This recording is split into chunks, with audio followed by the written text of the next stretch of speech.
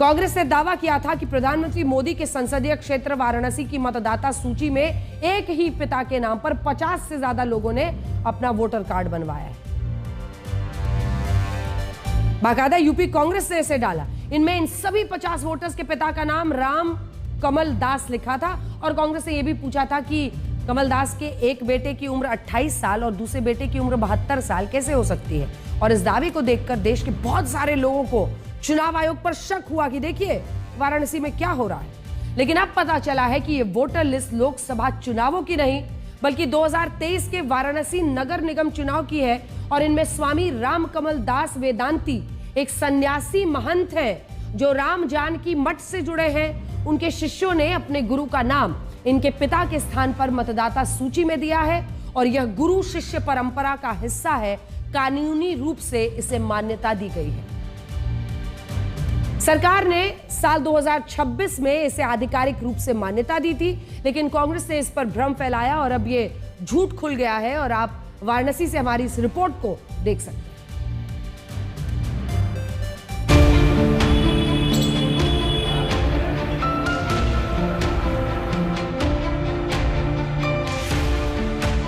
क्या एक ही व्यक्ति की 50 से ज़्यादा संतानें हो पाना संभव है? जी हाँ, वाराणसी का यह मुद्दा इस समय पूरी तरह से वायरल है और वहीं यूपी कांग्रेस कमेटी ने इसको लेकर एक्स हैंडल पर पोस्ट भी किया है और चुनाव आयोग से सवाल भी पूछा है और बहुत बड़े आरोप भी लगाए हैं। हम उसी पते पर आप पहुंचे हैं और ज़मीनी हकीकत आखिर में क्या है इसको जानने की कोशिश करते हैं, इसको समझने की कोशिश करते हैं।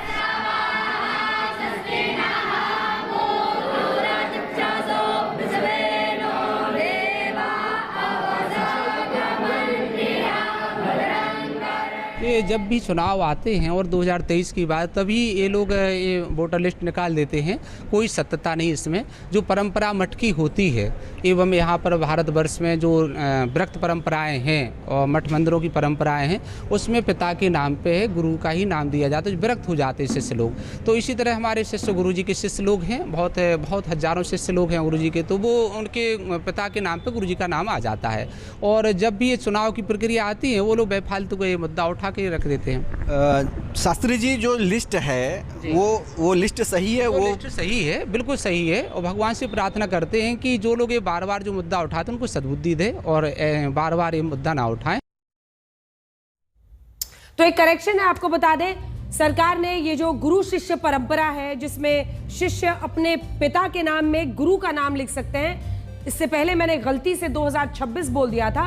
दरअसल सरकार ने 2016 में इसे आधिकारिक रूप से मान्यता दी थी और इस बात की मान्यता है बाकायदा कि अगर आप अपने बच्चे के तौर पर गुरु का नाम हो सकता है पिता के तौर पर और बच्चे के तौर पर शिष्य का नाम हो सकता है। लेकिन कांग्रेस ने इस पर भ्रम फैलाया और अब देखिए आपने इस रिपोर्ट के जरिए समझ लिया है कि कैसे ये पूरा मामला सामने था। कांग्रेस कहती है कि उसके आरोपों को गंभीरता से लिया जाए, लेकिन सच ये है कि वो खुद अपने दावों को लेकर गंभीरता नहीं दिखाती।